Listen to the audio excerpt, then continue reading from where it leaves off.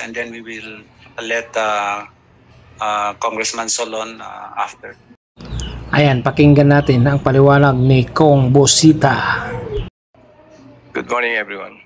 Mr. Chair, dito po sa draft bill nitong substitute bill, with due respect po do sa mga authors,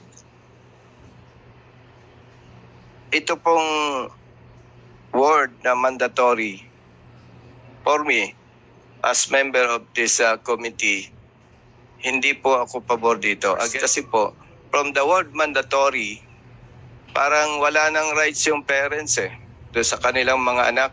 At kung babalikan po natin yung issue ng Dembaksya, hanggang ngayon po, sigurado, hindi nananahimik ang buhay ng pamilya ng mga sinasabing mga bata na nabiktima dito sa Dembaksya. Ay kung lalabas pa po ito na mandatory, pwedeng maulit-uli yung ganong insidente. Tama talaga Kong na hindi na dapat maulit ang mga ganong insidente dahil sa mga bill na yan na hindi pinag-iisipan ng mabuti para hindi mapahamak ang ating mga kababayan. The paragraph, the DOH in collaboration with the Department of Education and the Department of Interior and Local Government shall undertake a school-based and community-based immunization program. Dito po, napakalinaw po, pag nagkaroon ng schedule ang schools, walang kaalam-alam yung parents, pag uwi ng bata, naturokan na. Eh ang mga teachers and other personnel involved, legally, absulto do sa kanilang gagawin kung may sa batas ito. Kasi po, Mr. Chair, nakalagay po dito mandatory. Dapat talaga busisihin mga kababayan yung mga pinapasa na batas natin para ang makinabang talaga yung ating mga kababayan hindi sa ikapapahamak nila. Kasi buhay yung pinag-uusapan dyan sa bill na yan, sa batas na yan, na dapat talaga ayusin talaga. Salamat naman kay Kong Busita dahil nandiyan siya na sinisilip niya ng maayos para hindi yan makapasa. At saka kung ano talaga yung kahinanatnan ng batas na yan at ikabubuti ng ating mga kababayan. Pas ito, every member of the committee, lahat ng congressman, lahat ng involved dito, walang excuse once na makapasa po ito. Anong gagawin natin kung may problema na? Magsisisihan tayo o magtitinginan lamang po tayo?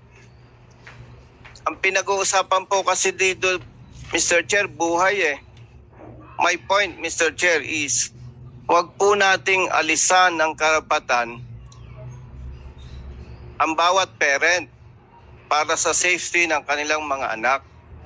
Ayan, para ito sa mga natin sa mga lahat ng ang mga magulang. So ano yung masasabi nyo dito sa bill na to na tinatalakay dito ni Kong Busita? So anong masasabi? Comment kayo dyan para naman masuportahan natin si Kong Busita kung ano talaga yung mga ipapaabot nyo dito. Dapat mag-comment kayo mga kababayan natin dyan para sa bill na to, para hindi na maulit yung mga pangyayari na hindi dapat mangyari para sa ating mga anak. For me, as member of the committee, okay yan. Kung 100% sigurado tayo na mapoprotektahan ang mga bata.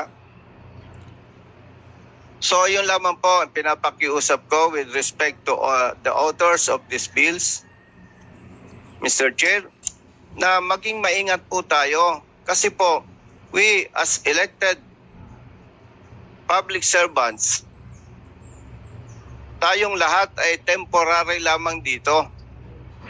At kapag may problema na, napakasakit na instrumento tayo na doon sa huling hibla ng hininga natin, nagsisisi tayo. Buhay po ang pinag-uusapan dito Tama nga naman si Kong Busita. Pag wala na kayo sa termino, pag makapasa yung ano na yan, bill nyo at saka yung maisabatas na yan, kawawa naman yung susunod. Tapos hindi pala maganda yung resulta. Dapat pag-isipan talaga. Nakaka-alarma itong term na mandatory. Ang parents wala ng control dyan. Pagpasok sa eskwela, pagbalik, nanay, mami, daddy, tinurukan po kami. Wala na. Nalalagay sa peligro yung buhay ng mga bata, mawawala ng karapatan yung kanilang mga parents, at malaking pera po ang magiging involved dito na kailangan pondohan ng ating. Thank you, Congressman.